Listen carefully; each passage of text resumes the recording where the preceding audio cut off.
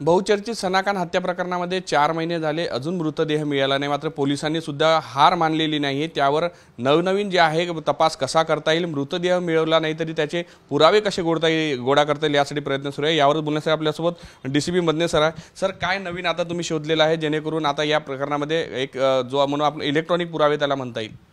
यामध्ये सनाखान केसबाबत आपल्याकडे मानकापूर पोलीस स्टेशनला 2 गुन्हे दाखल आहेत। त्याच्यामध्ये एका गुन्ह्यामध्ये चार्जशीट दाखल झालेला आहे आणि त्याचा आणखीन अतिरिक्त तपाससुद्धा सुरू आहे। आणि दुसऱ्या गुन्ह्यामध्ये आपण जो मुख्य आरोपी आहे अमित साहू उर्फ पप्पू गी, ज्याला आपण प्रोडक्शन वॉरंटवर ट्रान्सफर करून घेतलेला आहे, त्याच्या इतर तपासामध्ये आपल्याला त्याच्या जे मूळ गाव आहे त्या गावातून त्याच्या आईच्या घरातून एक लॅपटॉप आणि मोबाईल आपल्याला मिळाला आहे। तो मोबाईल त्या गुन्ह्यामध्ये वापरलेला आहे का नाही, तो मोबाईल सनाचा आहे का पप्पूचा आहे का इतर कुणाचा आहे, त्या अनुषंगाने आपण तपास करत आहोत। सर, त्यामध्ये लॅपटॉप सुद्धा मिळालेला आहे, त्यामध्ये काही असं मिळतं आहे काही व्हिडिओ मिळते किंवा डिलीट झालेला आहे असं सगळं काही? नाही, याच्यामध्ये आपण तो सायबर आमचे एक्सपर्ट आहे त्यांच्याकडून एक्स्ट्रॅक्ट करून घेऊ त्याच्यातला डाटा आणि त्यानंतर तो ॲनालिसिस करून त्या संबंधी आपण पुढील तपासात ते निष्पन्न होईल काय आहे का नाही त्याच्यामध्ये। सर, याच्यात लाय डिटेक्टर टेस्ट केली जाणार आहे, पॉलिग्राफ टेस्ट केली जाणार?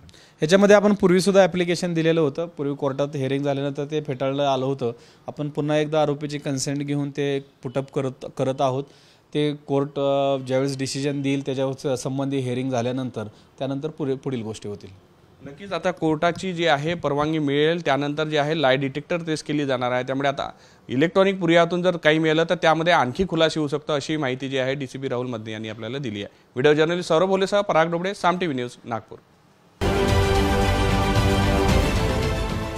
देश विदेशातील प्रत्येक घडामोडींचे लाईव्ह अपडेट मिळवण्यासाठी आता साम टीव्हीच्या सर्व सोशल मीडिया प्लॅटफॉर्मला लाईक, फॉलो आणि सबस्क्राईब करा। तसंच सर्व नोटिफिकेशनसाठी बेल आयकॉन प्रेस करायला विसरू नका।